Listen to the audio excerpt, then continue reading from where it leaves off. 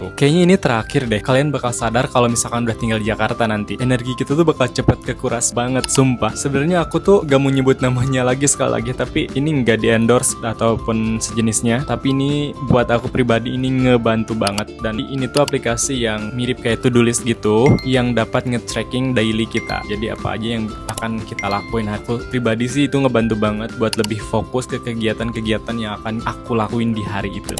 Izin Kak, mau ke perpus. Udah pernah kesini? Udah pernah kesini. Udah tahu peraturannya ya? Udah. Makasih Kak. Akhirnya kita ada di 167.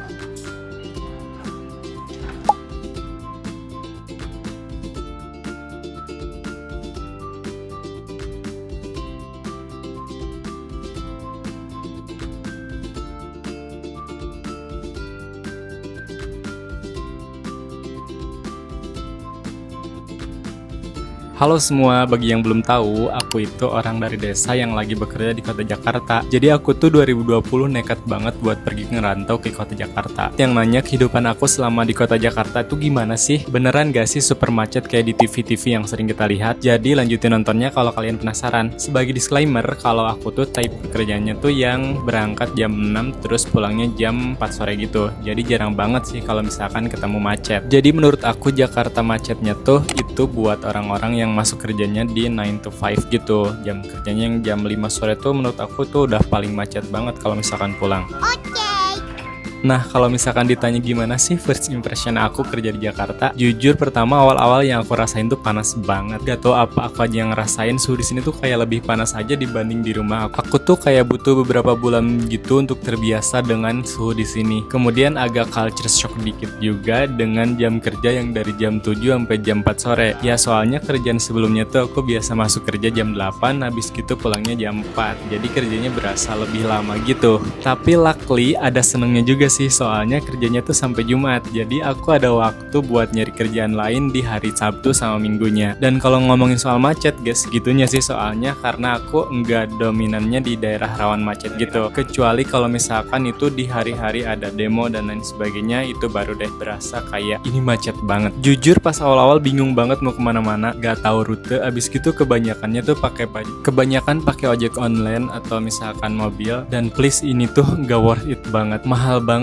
kecuali kalau misalkan buat kita lagi mendesak atau lagi ada dadakan gitu. Jadi buat kalian yang mau ngerantau atau mau mulai hidup di Jakarta, wajib banget sih menurut aku hafalin rute busway, soalnya ngebantu banget. Dan aku tuh sebenarnya mau share ke kalian salah satu aplikasi yang ngebantu banget aku pas awal-awal aku kerja di sini. Itu tuh namanya aplikasinya tuh Move It. Dengan aplikasi ini tuh aku jadi gampang banget tahu kemana-mana. Terus kayak dipandu gitu dengan lengkap. Kayak misalnya 100 meter kita ke tempat tujuan tuh udah dikasih tahu, dan itu emang beneran talks gitu.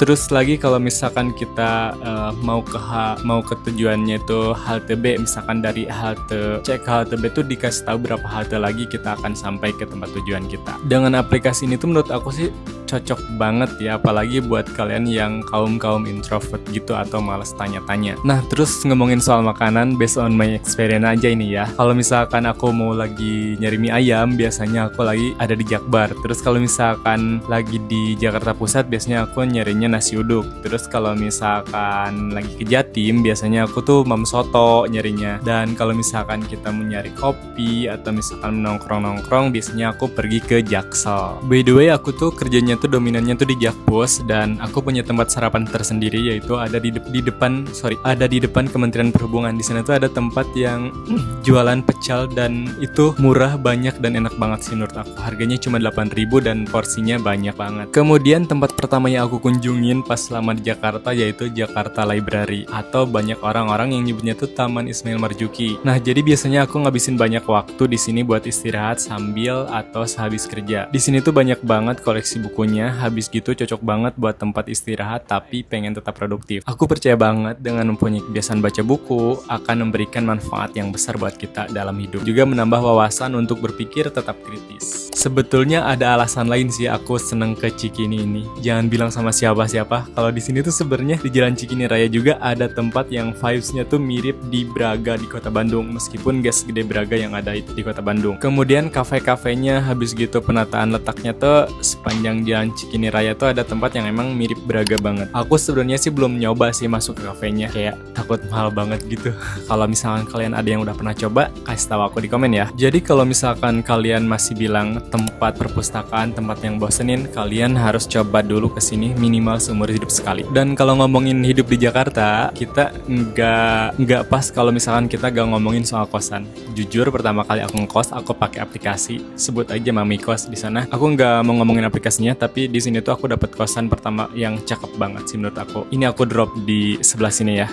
Tapi ini jujur agak mahal sih buat aku yang baru pertama ngekos di Jakarta. Jadi sekarang aku udah pindah sih sebenarnya. Ngomongin soal kosan, aku selalu nyari yang lantai 2 atau lebih tinggi. Terus wajib banget ada view atau rooftopnya gitu biar bisa ngelamun atau bisa bengong habis kerja. Ini nggak tahu kalian udah tahu atau belum, tapi wajib banget sih buat kalian semuanya buat punya e-money atau Jaklingko, karena buat aku pribadi itu kepake banget buat pergi kemana-mana, karena aku sendiri user MRT, LRT atau BRT dan busway juga, jadi aku pasti selalu pakai kartunya itu. Kayaknya ini terakhir deh, kalian bakal sadar kalau misalkan udah tinggal di Jakarta nanti energi kita tuh bakal cepet kekuras banget, sumpah. Sebenarnya aku tuh gak mau nyebut namanya lagi sekali lagi, tapi ini nggak di endorse ataupun sejenisnya, tapi ini buat aku pribadi ini ngebantu banget, dan kalau kalian pun pasti bakal kebantu banget sih menurut aku. Nama aplikasinya tuh Me Plus Life Routine. Jadi ini tuh aplikasi yang mirip kayak to-do list gitu, yang dapat nge-tracking daily kita. Jadi apa aja yang akan kita lakuin hari itu. Jadi itu bakal ngebantu banget buat aku pribadi sih, itu ngebantu banget buat lebih fokus ke kegiatan-kegiatan yang akan aku lakuin di hari itu. Jadi kalian boleh banget drop di komen kalau misalkan kalian pengen tanya-tanya seputar pengalaman aku hidup di Jakarta, atau kalian masih penasaran dengan hal-hal lain, kalian boleh drop di komen ya.